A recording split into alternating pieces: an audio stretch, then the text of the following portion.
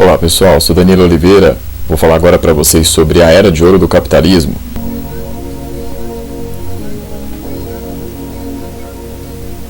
A Era de Ouro do Capitalismo foi um período acontecido entre 1945 e 1973. Esse período foi marcado, pessoal, por um grande desenvolvimento aí nas relações do capitalismo, né?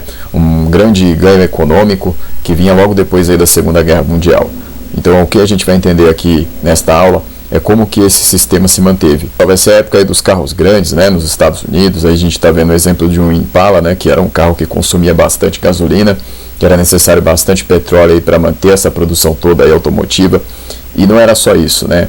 Então o padrão de vida aí nos países ocidentais, principalmente do centro do capitalismo, e a gente está falando dos Estados Unidos, a gente está falando de Europa Ocidental, foi um modo de vida aí, foi um padrão de vida que raramente se viu depois, tá? Então hoje a gente vê aí esse padrão de vida em países do norte da Europa, como países lá da Escandinávia, né, principalmente, né? Alguns outros países vão ter também um modo de vida parecido, né, como Nova Zelândia, Austrália, mas principalmente os países do norte da Europa ainda vão manter um padrão de vida parecido com aquilo que havia na época da Era de Ouro, né? E às vezes até melhor, né? Tem alguns países aí que sempre estão figurando na liderança do índice de desenvolvimento humano, né? Caso aí da Noruega, caso da Dinamarca, mas enfim, a gente vai entender aqui agora como é que funciona esse sistema de 45 a 73. Primeira coisa para a gente entender, pessoal, é a questão dos acordos de Bretton Woods, tá? Ou simplesmente acordo de Bretton Woods, tá? Tem essas duas formas de se falar. Bretton Woods foi uma reunião acontecida nos Estados Unidos em 1944, no mês de julho. Foi uma reunião que determinou os parâmetros que iam ser seguidos aí nas décadas posteriores, tá? Então era uma questão que vinha já ali no final da Segunda Guerra Mundial, né? Porque em 1944 já estava claro ali que a Alemanha não tinha mais capacidade de poder virar o jogo, né? Ela não tinha mais chance de vencer os aliados. Os Estados Unidos, junto com outras dezenas de países, vão se reunir para tentar então formular esses parâmetros que iam se seguir após a guerra. Só qual era a ideia? Era evitar uma nova depressão mundial. Então, depois da Primeira Guerra Mundial, houve uma grande crise na Europa. Na Alemanha, por exemplo, pessoal, a questão da crise foi enorme, né?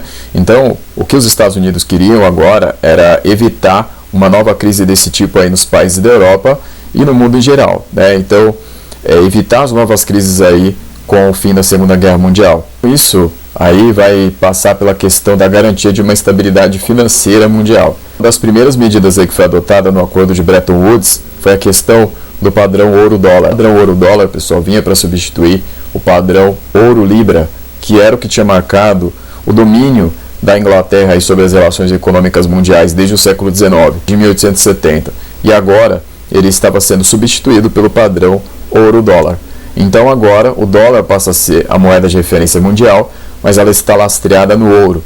Então uma coisa que é importante entender é o seguinte: cada barra de ouro aí guardada pelos Estados Unidos vai equivaler a 35 dólares. Então essa é a paridade que vai ser mantida. Que vem, pessoal, a ideia de câmbio fixo. O que é um câmbio fixo?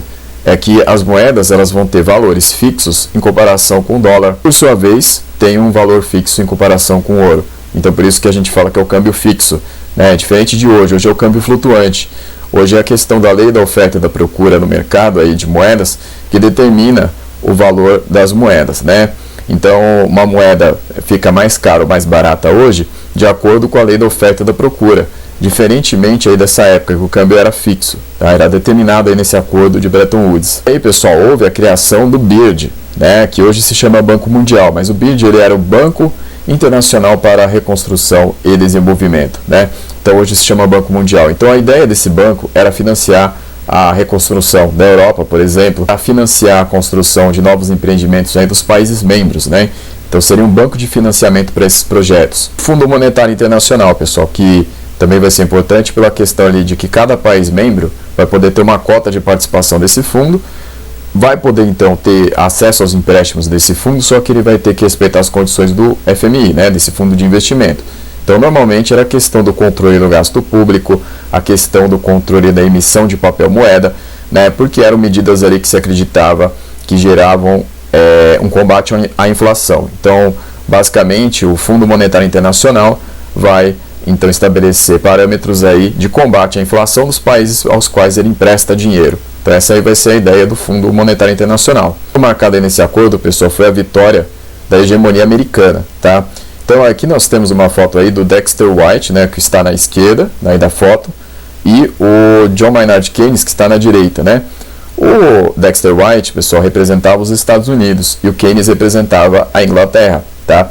Vai ser vitoriosa aí a ideia do Dexter White. A ideia do Keynes, pessoal, era que não houvesse uma moeda central ali como o dólar ou como o ouro.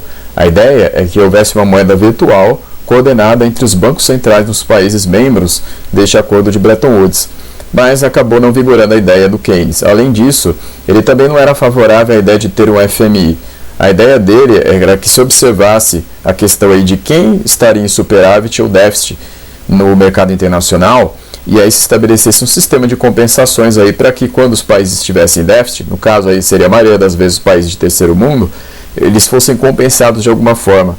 E aí da mesma forma os países que estivessem em superávit, que normalmente seriam dos países desenvolvidos, tivesse ali uma questão de reajuste, né, para poder não deixar eles escaparem muito dos países subdesenvolvidos, né? Então essa era a ideia dele, de manter um equilíbrio desse tipo, né? Mas acabou sendo derrotada. A maioria dos delegados então acabou aprovando as ideias do Dexter White, então as ideias do Keynes acabaram não prevalecendo. Só vai ser a época do estado de bem-estar social. Então é a época aí entre 45 e 73 que esses países desenvolvidos, né, esses países principais aí do capitalismo, vão ter esse estado de bem-estar social lastreados aí em toda essa organização mantida pelo acordo de Bretton Woods. Nesse momento, o Estado ele vai dirigir aí o acompanhamento desses investimentos nos direitos sociais, né? Então, o Estado ele vai ser responsável por fazer uma política social. Então, isso aí era fruto, pessoal, do pensamento social-democrata. Então, o pensamento social-democrata vai ser esse pensamento em que se faz reformas dentro do capitalismo para poder atingir o maior número de pessoas na questão aí dos bens sociais. Vão ser investidos aí recursos nos serviços públicos, né, como educação, saúde, lazer, seguridade, a questão do transporte, a questão dos esportes. Então, tudo isso, pessoal, vai ser uma política voltada aí para a questão do bem-estar do sujeito. Na época, pessoal, por exemplo, que era muito mais fácil comprar uma casa nos Estados Unidos, que vai ser grandemente ali mostrada aquele estilo de vida americano, né? Aquele estilo de vida ali com a casa, né, com um jardim na frente, com um carrão, né, na garagem, tudo aquilo ali, à mostra, né? Então era o padrão de vida feliz ali do capitalismo da Era de Ouro. Então nos países aí da Europa, pessoal, uma grande política aí voltada para essa questão social, né? Então garantia ali que o cidadão ele não ia gastar com a questão dos seus bens sociais, né? Porque o Estado daria isso para o cidadão. Nos anos 70 esse sistema vai entrar numa grande crise. Apesar de até hoje ele ainda vigorar nos países do norte da Europa, no restante, né, e também nos Estados Unidos, ele acabou entrando em derrocada aí nos anos 70. A primeira coisa, pessoal, é que houve um descontrole na questão da paridade entre o ouro e o dólar. Então, se estava determinado ali que uma barra de ouro equivaleria a 35 dólares, isso não vai se manter. Por quê? Porque vai começar, pessoal, uma grande difusão do dólar aí como padrão de troca mundial. Então, houve um momento ali que não havia mais o controle. A barra de ouro acabava não valendo só 35 dólares. Chegou a valer até mais de 70 dólares. E não havia como as autoridades ali dos Estados Unidos acompanharem essa questão aí dessa desvalorização. Uma coisa, um exemplo disso, pessoal, foram os eurodólares. Então, os eurodólares eram dólares ali que ficavam nas mãos dos próprios europeus, né, dos bancos centrais, e acabavam, então, emitindo ali na forma de empréstimos, de financiamentos, e aí isso também não estava lastreado no ouro, né, original. Então isso acabava fazendo com que esse dólar fosse desvalorizado. Até mesmo aconteceu uma situação, pessoal, de que, por exemplo, na França, o governo do Charles de Gaulle começou a ele mesmo comprar ouro, né, como uma reação ao sistema da hegemonia americana. Então eram vários embrólios aí que iam acontecendo, pessoal, que iam minando esse sistema todo. Isso levou em 1971 o presidente Richard Nixon a romper com o padrão ouro-dólar. Então não haveria mais a paridade aí entre uma barra de ouro e 35 dólares. Lembrando, pessoal, que Richard Nixon sofreria um impeachment pouco tempo depois, mas por outra questão, né? Foi pela questão lá do escândalo de Watergate, né? Onde se denunciou que ele mandava grampear as ligações telefônicas dos seus adversários políticos, né? Então aí passou a vigorar, pessoal, a partir de 1973, o sistema de câmbio flutuante, que é o que vem até hoje, que determina ali o valor da moeda como resultado da oferta e da procura, né?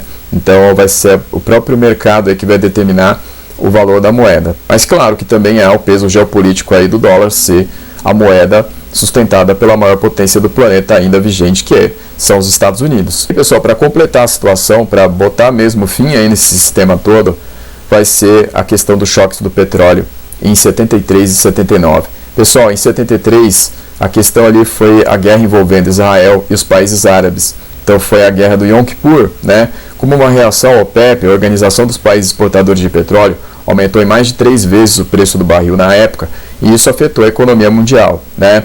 E aí, pessoal, dessa forma, houve um grande embate entre os países exportadores de petróleo do Oriente Médio e os Estados Unidos e os demais países aliados dos americanos. Pessoal, e aí em 79 veio realmente a pá de cal desse sistema todo, porque ali houve a Revolução Iraniana, foi uma revolução contra os Estados Unidos, né, contra a presença americana no Irã, então uma revolução conservadora liderada pelo Ayatollah Khomeini. E é dessa forma, então, pessoal, um novo choque do petróleo vai acontecer, um novo aumento brusco ali do preço do petróleo. Os países centrais aí vão tentar novas formas de conseguir energia, né? E aí, dessa forma, vai causar uma grande mudança aí no perfil dos carros, né? Os carros não vão mais poder ser tão grandes quanto havia lá como Impala, né? Vão ter que ser menores, vão ter que ter um uso menor aí de combustível fóssil, né? Então, dessa forma, pessoal, vai causar uma grande mudança e aí finalmente, então, pessoal, o fim do welfare state, né? O welfare state, que era o estado de bem-estar social. Dessa forma aí, a era de ouro do capitalismo chega ao fim, a partir de 73, e aí, no início já da década de 80, começa a vigorar um novo pensamento aí para a questão da administração do capitalismo, que vai ser o neoliberalismo, tá? Neoliberalismo, pessoal, que principalmente vai ter a inspiração, nesse momento, aí na liderança da Margaret Thatcher na Inglaterra, do Ronald Reagan nos Estados Unidos, baseados ali principalmente no pensamento de Milton Friedman, tá? Então esse vai ser o momento aí, então o momento de ascensão do neoliberalismo, então a fim dos anos 70 e início dos anos 80. Só por enquanto é isso daqui, na próxima aula a gente continua, então obrigado, então até a próxima.